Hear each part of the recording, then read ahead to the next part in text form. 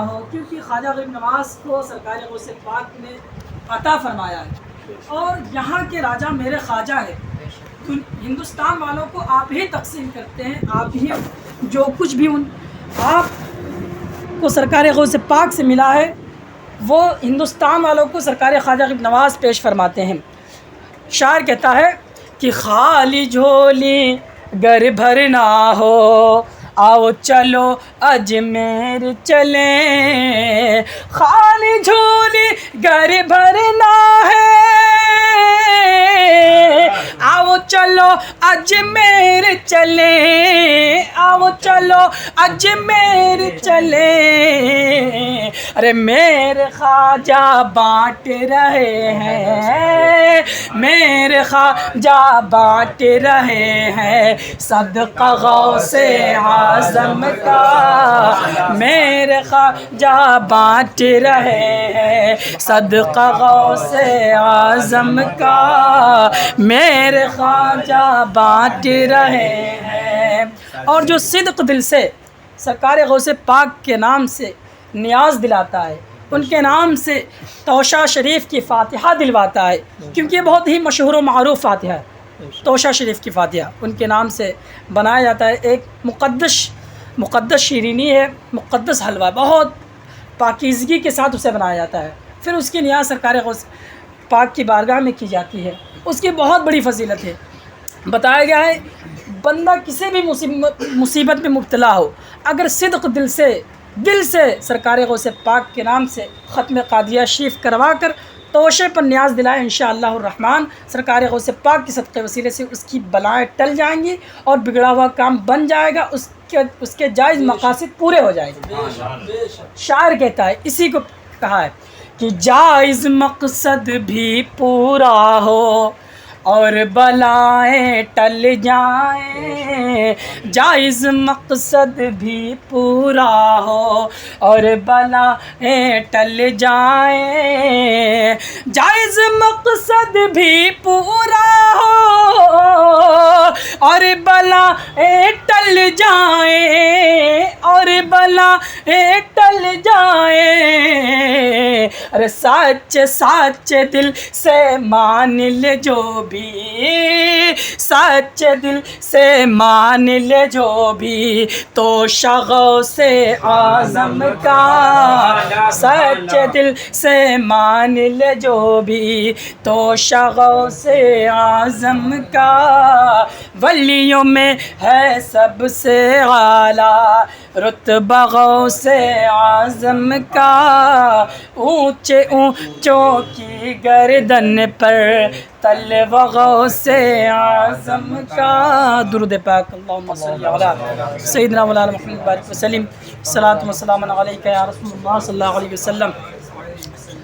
بس چند منٹ کچھ سرکار غوث پاک کے حوالے سے بیان کر کے رخصت ہو جاؤں گا۔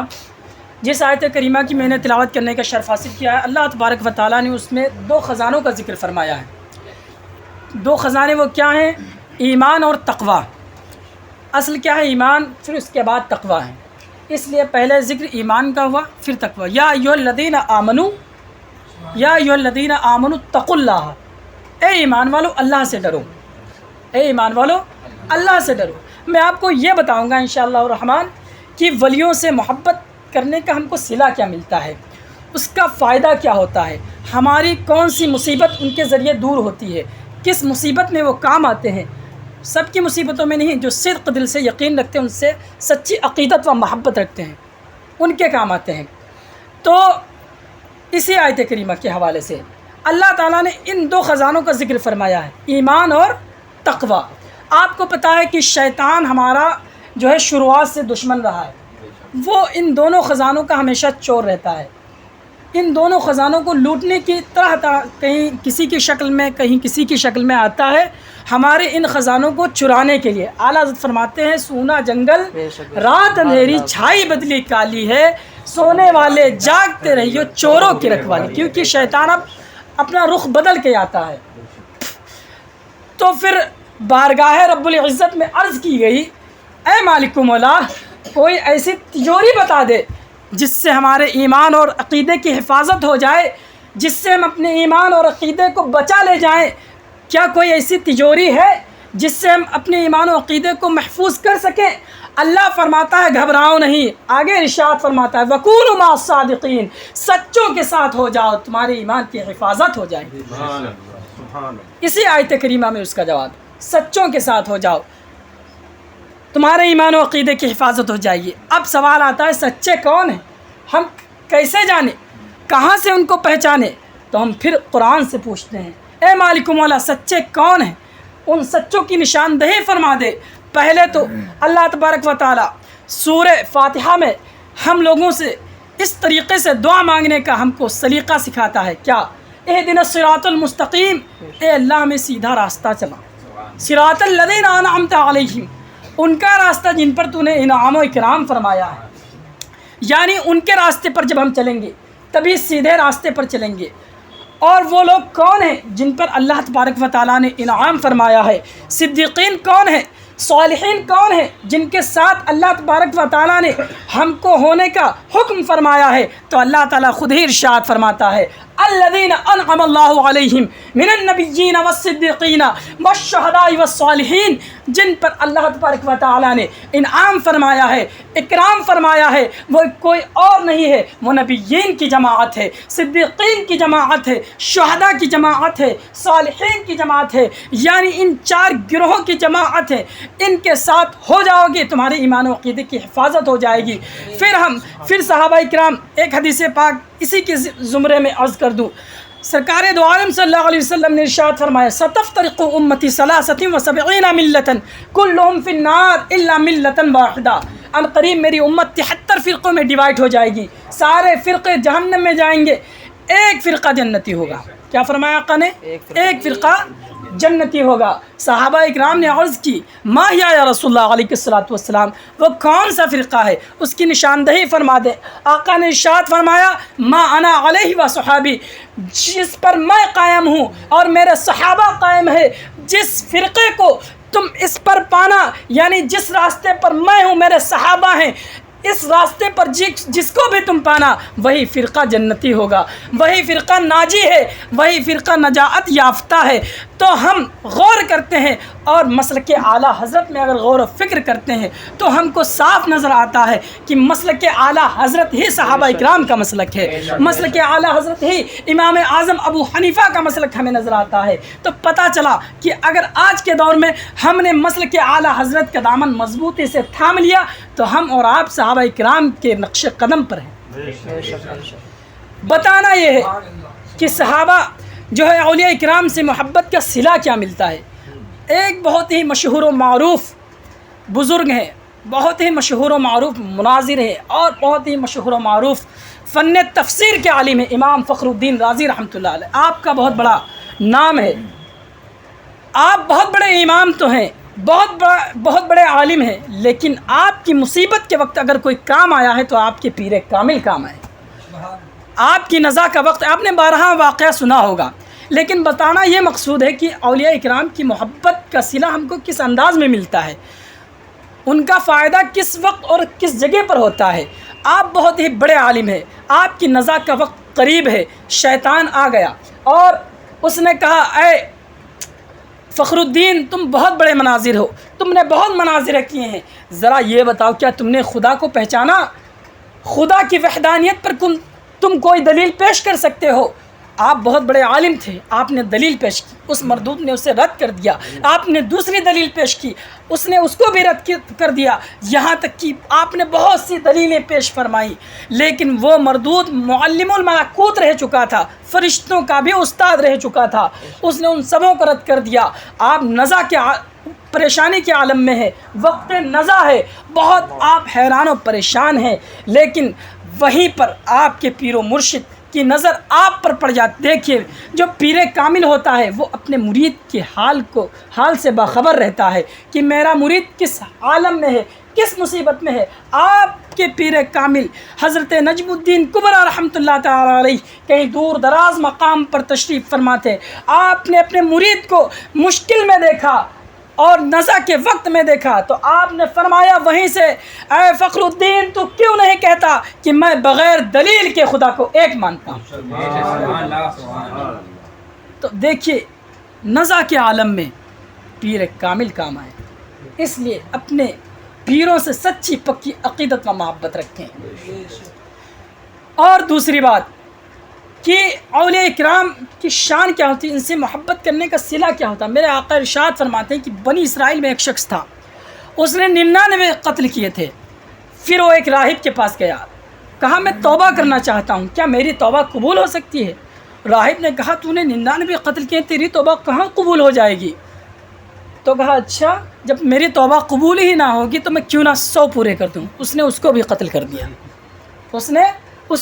کر دیا، پھر وہ گیا کسی نیک انسان کے پاس، اس نے اس سے کہا کہ فلاں بستی میں چلا جا، وہاں اللہ والوں کی بستی ہے، وہاں اللہ والے رہتے ہیں، وہاں جا، امید کر وہاں جا کر اگر تو ان کی بارگاہ میں جا کر تو توبہ کرے گا تو اللہ کی بارگاہ سے امید ہے کہ تیری توبہ قبول ہو جائے۔ وہ شخص اولیاء اکرام کی بستی کی جانب روانہ ہو گیا، راستے میں ہی وہ فوت ہو جاتا ہے، دونوں فرشتے آ جاتے ہیں، ایک جہنم کی جانب لے جانے کے لیے کچھ فرشتے آ جاتے ہیں، کچھ فرشتے جنت کی جانب لے جانے کے لیے آ جاتے ہیں۔ جہنم کے فرشتے کہتے ہیں، جو جہنم کی طرف لے جانا چاہتے تھے، میں اس کو اپنے ساتھ لے جاؤں گا کیونکہ یہ 100 لوگوں کا قاتل ہے۔ جنت کے فرشتے کہتے ہیں نہیں، میں اس کو اپنے ساتھ لے جاؤں گا کیونکہ اگرچہ یہ 100 لوگوں کا قاتل ہے لیکن اس نے اپنے ارادے کو بدل لیا اور یہ اللہ والوں کے پاس جا رہا تھا، توبہ کرنے کی نیت سے جا رہا تھا، اس لیے میں اس کو اپنے ساتھ لے جاؤں گا۔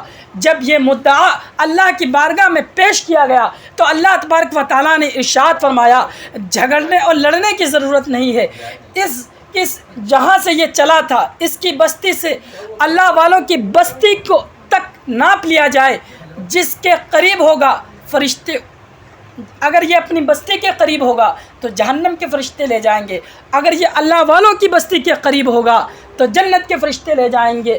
اللہ تبارک و تعالیٰ نے اس بندے کے لیے زمین کو سمٹ کر رکھ دیا، اور جب اس کو ناپا گیا تو بندہ ایک بالشت جو ہے اللہ والوں کی بستی کے قریب نکلا،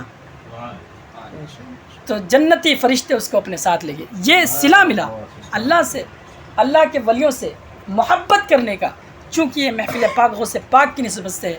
غوث پاک کی کیا شان ہے یہ میں نہیں کہتا، غوث پاک خود ہی اپنی شان بیان فرماتے ہیں۔ ہر بندہ اپنی شان بیان نہیں کر سکتا، جو اپنی شان بیان کرے وہ سمجھ لیجیے کتنا اعلیٰ بندہ ہے۔ آپ فرماتے ہیں نظر تو بلاد اللہ جمعن کا خردلۃ علی حکم اتصالی، میں اللہ کے تمام شہروں کو ایسے دیکھتا ہوں جیسے ہتھیلی پر رائے کا دانہ۔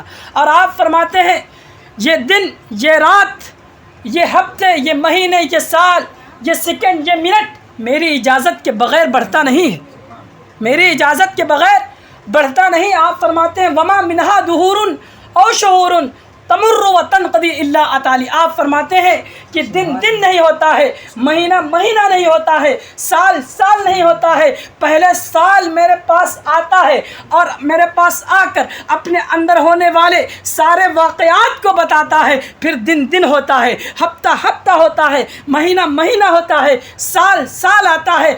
پتہ چلا کہ جب زمانہ غوث پاک کی اجازت کے بغیر نہیں چل سکتا ہے تو جب غوث پاک کی شان کا یہ عالم ہے تو سرکار پاک کی شان کا عالم کیا ہوگا؟ کیا شان ہے سرکار غوث پاک کی۔ اعلیٰ فرماتے ہیں سرکار غوث پاک کئی کئی دن تک کھانا نہیں کھاتے تھے، آپ جو ہے درختوں کے پتے کھا کھا کر آپ کا جسم ہرا ہو گیا تھا۔ اللہ تبارک و تعالی حضرت خضر علیہ السلام کے ذریعے کھانا بھجواتا تھا سرکار غوث پاک کے پاس، اور کہتا تھا اللہ تبارک و تعالیٰ کہ میرے محبوب سے، میرے محبوب بندے سے جا کر کہہ دو کہ تجھے اللہ کی قسم کھانا کھا لے۔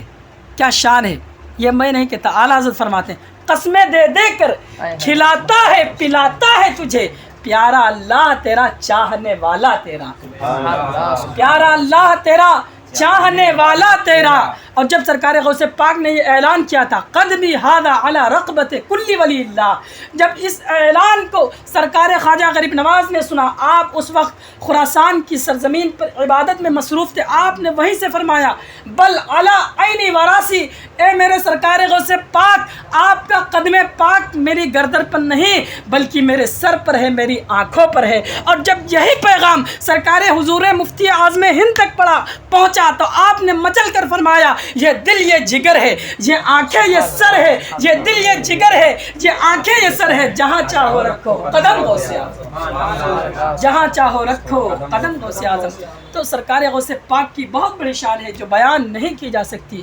المختصر لاسٹ بات، سرکار غوث پاک کے شہر میں ایک عیسائی آیا اور وہ لوگوں کو یہ کہہ کر بہکانے لگا کہ آپ کے جو نبی تھے اور جو ہمارے نبی ہیں وہ آپ کے نبی سے زیادہ افضل ہیں، یعنی حضرت عیسیٰ علیہ السلام۔ تو لوگوں نے پوچھا افضلیت کی وجہ کیا ہے؟ تو اس نے کہا ہمارے نبی جو ہے مردوں کو زندہ کر دیا کرتے تھے، حضرت عیسیٰ علیہ السلام، لیکن آپ کے نبی کے تعلق سے میں نے ایسا نہیں سنا۔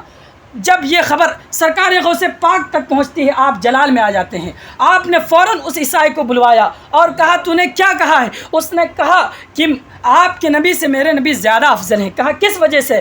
کہا آپ کے نبی نے کوئی مردہ نہیں زندہ کیا ہے لیکن میرے نبی نے مردہ زندہ کیا ہے۔ سرکار غوث پاک کو جلال آتا ہے، آپ فرماتے ہیں میں کوئی نبی نہیں ہوں بلکہ میں اپنے نبی کا ایک نواسا ہوں، چل مجھے تیری نظر میں جو سب سے پرانی قبر ہو اس قبر کے پاس مجھے لے چل۔ وہ عیسائی حضرت غوث پاک کو سب سے پرانی قبرستان کی قبر کے پاس لے کر جاتا ہے۔